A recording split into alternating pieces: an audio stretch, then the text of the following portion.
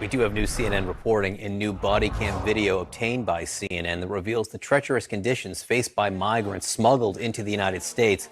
Human smuggling has grown into a billion-dollar multinational business in recent years as the U.S. sees a jump in migrants from countries including Venezuela, Nicaragua, and Cuba. CNN's Rosa Flores has the story.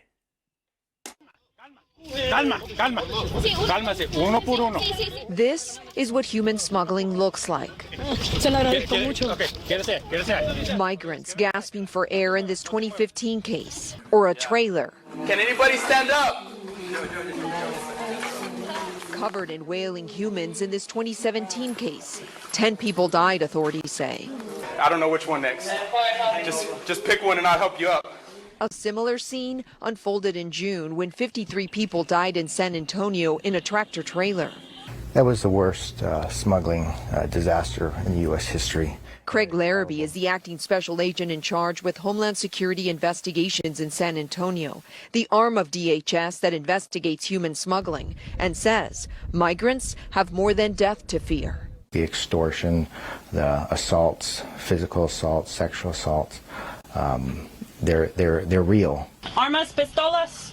No. He says human smuggling has changed in the last decade, from small family businesses that charged $2,000 per migrant to multinational criminal organizations that charge $10,000 and make billions of dollars a year. So maybe a vehicle had 50 bodies in it years and years ago. They'll put 150 bodies in that vehicle. Larrabee debunks the myth that migrants are usually smuggled into the U.S. on tractor trailers. They're smuggled across the country on foot, that's generally speaking. Once in the U.S., migrants are taken to so-called stash houses. I've seen over 70 people in a little apartment. Hidalgo County Sheriff's Lieutenant Aaron Moreno shows us a stash house they dismantled last year.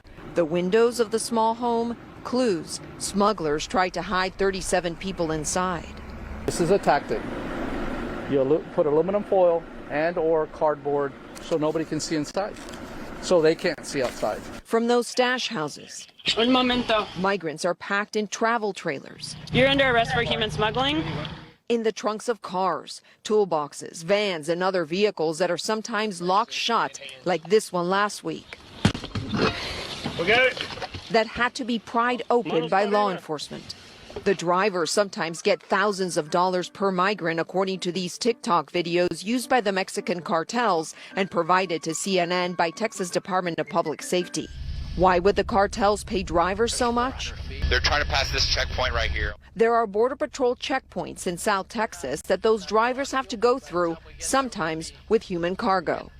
Smugglers will try to avoid that checkpoint by guiding migrants through this tough terrain. Now, the migrants that can keep up continue north. The ones that can't are left behind, sometimes to die.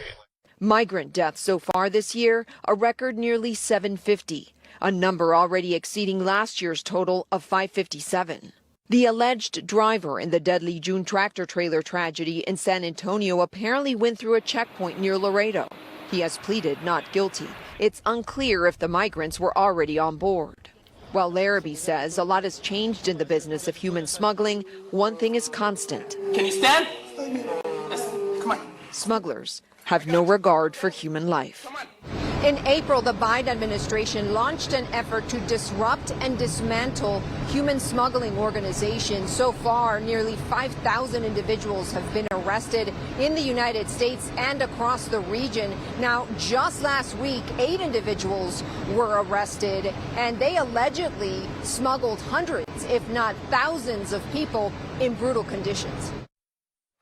Our thanks to Rosa Flores for that. What an incredible look inside such a tragic process. It's awful. It really is.